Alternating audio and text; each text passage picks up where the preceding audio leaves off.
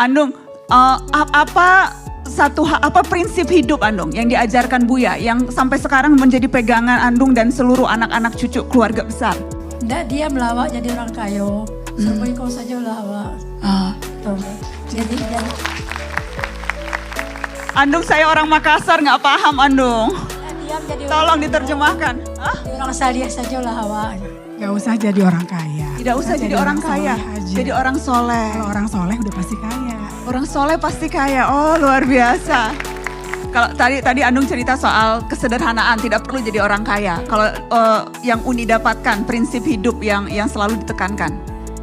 Soal kesederhanaan itu apa yang bisa diceritakan? Iya, Nambo itu kan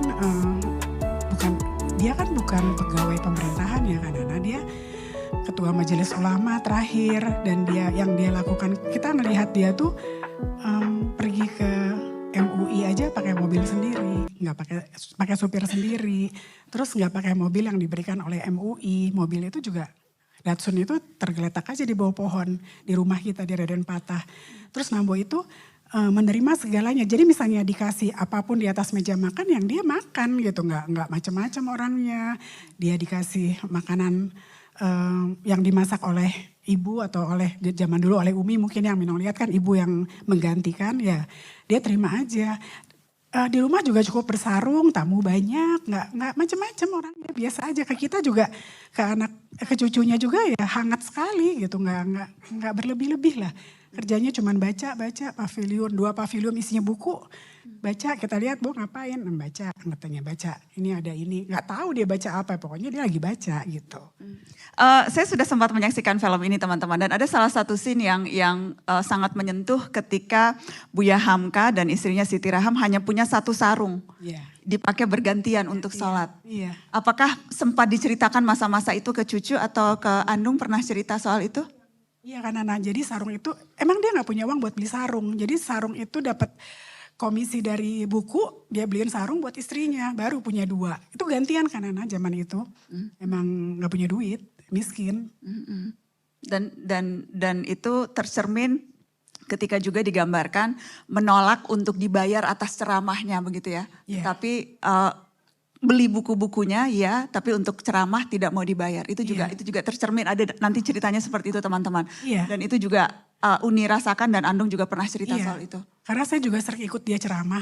Kalau misalnya pas gak sekolah, dia pergi yang gak nginep ya ke Purwakarta. Yang saya ingat ke Purwakarta, ke Bandung, ke Subang. Itu sama nenek, kan udah ada nenek kan. Nenek Siti Khadijah, ikut di mobil sama dia. Pergi ngawinin orang udah menikahkan. Udah dia pulang, di jalan Lita Parwi Minong katanya, Nambo Lita katanya, lapar gak perut Minong? Padahal itu kan tempat kawinan ya, dia gak makan di situ. Dia cuman menikahkan, habis menikahkan dia pamit. Nanti kita makannya cari lapau lah pinggir jalan gitu. Suruh supir panggil lapau, cucu saya lapar gitu.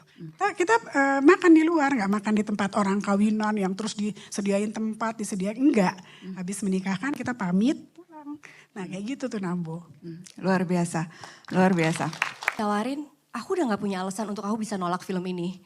Karena ini adalah film yang, ini tokoh yang, karena aku pada Minang dan kalau Minang itu kan ngerasa sesama Minang itu keluarga ya. Walaupun aku juga gak tahu tuh silsilahnya itu seperti apa gitu. Cuman kalau kayak dari papa, dari nenek, dari keluarga, dari Nambo, dari semua, tuh kita tuh kalau Padang berarti kita tuh saudara gitu kan. Nah dengan adanya tokoh Buya Hamka, ini adalah tokoh yang besar, tokoh yang sosok yang bener-bener besar gitu di Padang, di Minang. Pas aku ditawarin, aku wah Buya Hamka. Aku inget nih kayaknya Nambo suka bilang tentang Buya Hamka, papa juga. Belum Nambo, adiknya papa, nenek tuh semuanya suka bahas tentang film Buya Hamka, tentang Buya Hamka. Ya terus aku pikir bismillah aku ambil. Dan aku udah gak pakai mikir panjang, aku gak punya alasan untuk nolak film ini Mbak. Gak punya alasan untuk nolak. Dan persiapannya seberapa jauh Bel? Persiapan untuk bahasa itu lumayan sulit buat aku ya Mbak. Karena kita pakai bahasa Padangnya bukan bahasa Padang yang sekarang. Kita pakai bahasa Padang yang dulu. Jadi kita sekitar hampir 2 bulan kurang lebih ya Vin. 2 bulan kita intens, kita setiap hari di Falcon, kita latihan. Dan persiapan dari setelah 2 bulan itu kita masih ada persiapan-persiapan lainnya. Cukup lama ya. Cukup lama. Terutama tantangannya bahasa dialek itu ya. Bahasanya susah. Tapi chemistry-nya dapet banget sih. Terima kasih Mbak. Alhamdulillah, terima kasih Mbak. Kelihatan banget bucinnya Buya Hamka ke Siti Raham dan sebaliknya. Bucinnya dapet banget, coba nanti dilihat. Karena romantis banget kan, kata-katanya tuh romantis. Karena memang aslinya bucin ya Buya Hamka? Ya, kalau anak sekarang bilang lebay. Nambo itu selalu membuat semua orang bahagia. Ke istrinya, ke anaknya, ke cucunya gitu. Jadi begitu nonton, kan sama ibu waktu itu yang Mas Fajar yang kita pertama pulang. Bu tadi nonton film Ayah Ibu ya? Iya. Udah malam mau tidur. Dia bilang, Nong, tadi malam ya tadi kita lihat Ayah sama Umi. Di mana? Di bioskop. Ibu mimpi ya? Kan udah meninggal. Enggak, tapi ada. Iya, tapi dia ada tadi di bioskop. Berarti kan memang jadi kaget juga ya. Maksudnya kok dia dengan seusia ini dia ingat kalau ada ayahnya di bioskop. Berarti kan Vino mainnya bagus banget gitu. Terus satu lagi kan Nana, Mino nonton. Mino bilang sama Mas Fajar kok Bella bisa bawain Umi sebegitu miripnya. Karena Umi itu gak banyak omong, gak banyak ketawa. Senyumnya cuma sekedarnya, gak pernah terbahak-bahak. Iyalah jadilah, yang gitu aja singkat, padet. Dan Bella dapat banget itunya, feel-nya buat Andung Siti Raham. Bagaimana hubungan Buya Hamka dan Siti Raham secara lebih umum begitu, dan bagaimana keikhlasan Siti Raham mendampingi dan sebagainya? Nambo itu menikah muda, Andung apalagi kan masih terlalu kecil, 16 tahun. Tapi kan Nambo selalu bilang puncak kebahagiaan itu kalau kita mencintai Allah. Kalau kita sudah mencintai Allah, kita akan mencintai semuanya kan. Kalau hubungan dengan istrinya, dia mencintai Andung Siti Raham itu luar biasa. Merupakan anugerah untuk dia. Bagaimana dia mendidik istrinya menjadi seorang perempuan yang luar biasa, itu kan didikan Nambo. Sementara Andung ini kan tinggal di kampung, gak sekolah, maksudnya anak kecil. Bagaimana dia bisa menjadi seorang Siti Raham itu karena Buya Hamka. Iya. Dan itu juga bagian yang mau ditekankan dari keseluruhan film ini. Kalau dari Uni pribadi, maunya tuh penonton selesai nonton film ini apa yang mereka bawa pulang? Kalau buat aku bagaimana hubungan antara suami istri. Bagaimana suami mesti mengajarkan istrinya, bagaimana istri menghargai dan menghormati suaminya, mendahulukan suaminya, berkeluarga. Kalau yang politik-politik udah pasti itu kan di luar aku ya, karena Nambo gak pernah cerita masalah urusan kerjaan. Tapi yang aku lihat di rumah, dia tuh seorang ayah dan suami yang luar biasa. Sebegitu mencintai istri dan anak-anaknya. Dan itu yang mudah-mudahan bisa dibawa pulang oleh semua yang nonton. Yeah. Terima kasih Uni. Andung, ada yang mau disampaikan? Apa-apa pelajaran yang menurut Andung perlu kita ingat terus soal Buya Hamka? Umi pernah berpesan, pandai-pandailah kau bercermin. Kalau pandai kau bercermin, selamat hidupmu dunia akhirat.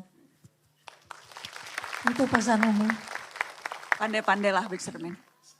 Baik, Mas Fajar, apa yang ingin dibawa pulang, yang Mas Fajar harapkan teman-teman bawa pulang setelah nonton film ini? Yang pasti semoga lewat film ini kita bisa belajar cara hidup ikhlas, berakhlak, bersikap sesama manusia, dan sama-sama saling mencintai gitu ya. Karena kita makhluk ciptaan Allah, kita nggak boleh melukai perasaan sesama makhluk ciptaan Allah, itu sih mudah-mudahan. Mudah-mudahan itu bisa dibawa pulang. Satu dong, ada scene sering bawa, Umi sering bawa kopi ke Buya. Nanti dihitungin deh, sering banget tuh ada scene bawa kopi. Itu ada maknanya gak sih, bawa kopi itu? Jadi itu ngomongin keikhlasan seorang istri ketika mendukung, melayani suami gitu ya. Itu memang di syuting banyak yang komplain juga, nih dari tadi nganterin kopi mulu. Ya memang itu rutinitas gitu ya. Gak mungkin terjadi karya-karya dahsyat kalau gak ada kopi yang pas untuk Buya nulis gitu.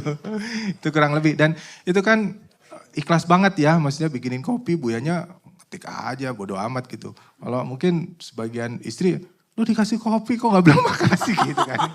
Tapi memang Umi Siti Raham itu menyejukkan sekali ya, menyejukkan sekali, ikhlas banget hidupnya dan ya patuh sama suaminya gitu. Insya Allah mudah-mudahan kita semua bisa belajar dari cerita ini gitu. Cerita, amin, amin.